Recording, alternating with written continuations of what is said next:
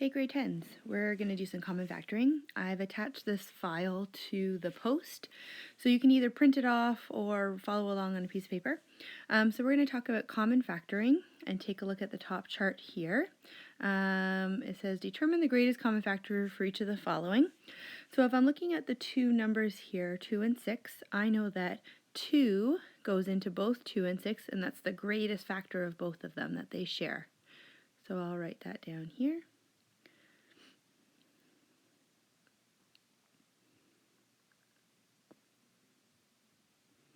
Okay, the next set we have negative 16 and 24.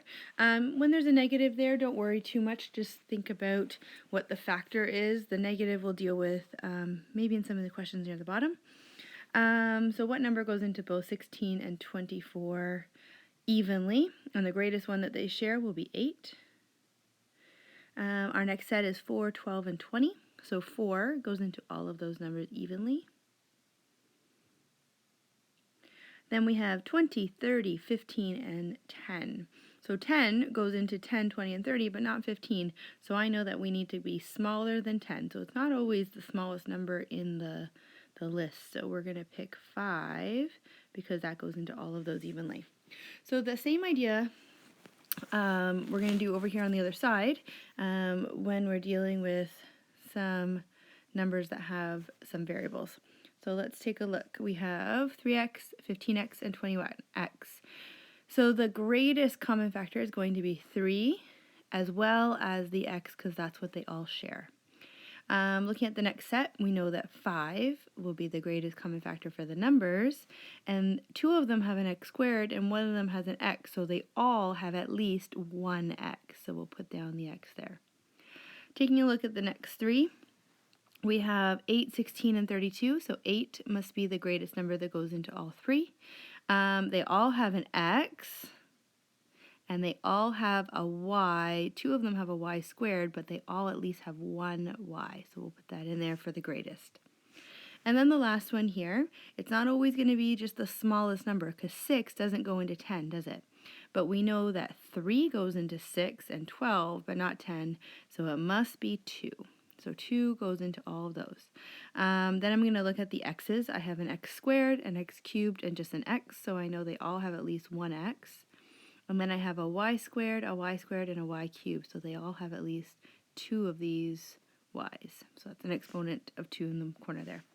So something that we're going to focus on here is saying, we're going to say it a lot, factoring is the opposite of expanding. So you guys were doing some factoring last week when you were looking at dividing polynomials, and you were also doing the opposite of that, which was the expanding the polynomials. So when we're doing factoring, let's take a look down here. I'll slide up. So when we're doing factoring, we're going to find our greatest common factor, and that's going to be between the 5 and the 10, so that's going to be the 5. So 5 is going to be the greatest common factor, and now I'm going to factor that out, and when I say factor it out means we're going to divide. So we're going to divide 10x by 5, and I'll be left with 2 x's. And then I'm going to divide the positive 5 by 5 as well, and I'm going to be left with positive 1. So since that's the opposite of expanding, if I want to check my work, then I would just multiply that 5 into the brackets, and I will get my 10x plus 5 back. So that's a good way you can always go back and check. So let's take a look at the next one. My common factor between the 14 and the 4 is going to be 2, not 4, because 4 doesn't go into 14, does it? So when I divide out the 2, I have 14x divided by 2. That leaves me with 7x. Oops, let me try that again. Leaves me with 7x. And then I have a negative 4 divided by positive 2, which gives me negative 2. And again, if I want to check my work, I would just multiply that 2 back in and see if I get my answer back. So this time I have 3 terms. I have a 4, a 6, and a 2. And 2 goes into all of those. I know that 2 of those terms have an x, but the last one doesn't. So I need my greatest common factor, so common to all, so I can't take an x out of here. So I'm going to divide each one by just 2. So that's not going to change any of the exponents. And then I'm going to squeeze in a -1 at the end there. Sorry, didn't have enough room. Okay.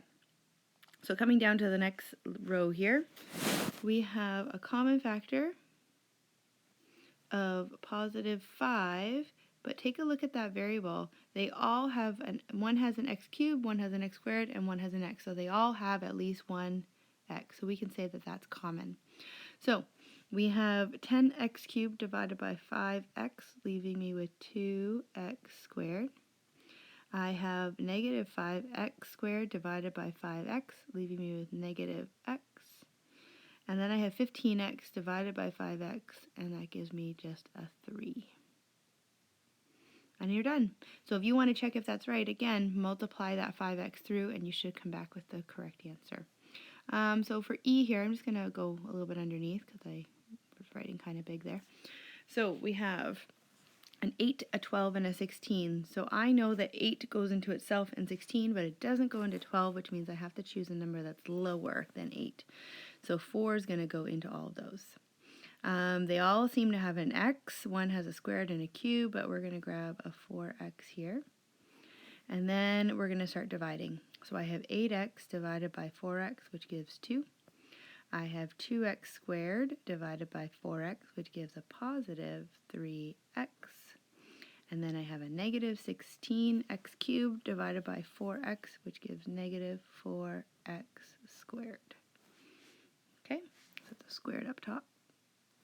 Okay, last one in this little row here. Maybe I'll make it a little bit smaller. What's under there? Okay. Sorry, trying to. Maybe I'll make it bigger. There we go. It's easier to write on. Okay, so taking a look at my numbers again, I have 18, 12, and 30. What goes into all three evenly? So I know, if I start with the smaller one, I know that the 12 has 6 goes into it, so I know 6 also goes into 18 and 30, so that's a good choice. Then I'm going to check out those x's. They all seem to have an x, but they have an x squared, an x cubed, and an x to the 4. So they all seem to have at least 2 x's. Some have more. So now I'm going to start dividing. So 18 divided by 6 will give me the 3, and then x squared divided by x squared is going to divide out. Then I have 12x cubed divided by 6x squared, which gives 2x. And then negative 30 divided by 6 will give negative 5. And x to the 4 divided by x squared gives x squared. And again, you can go ahead and check your work. Coming down here, there we go. So we're going to have common factor will be a 5x here. You might be thinking, well, what about that y? Well, they both don't have a y, so that's not common.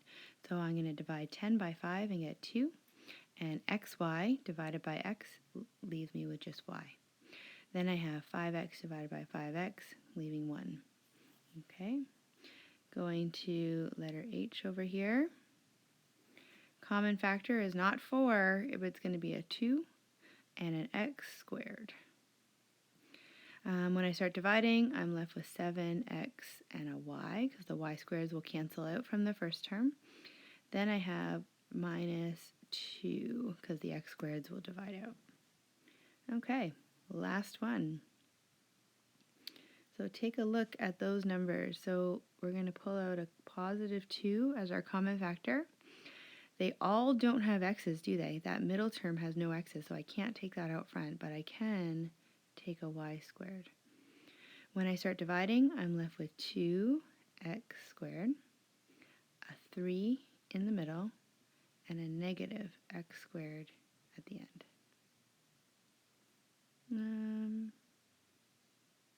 I guess I can't take a y squared, can I? Let's back that up. Mistake.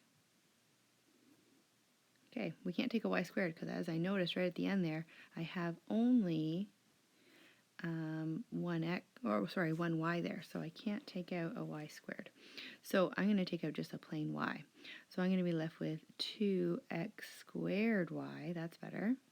I'm going to be left with a 3y in the middle and a negative x squared.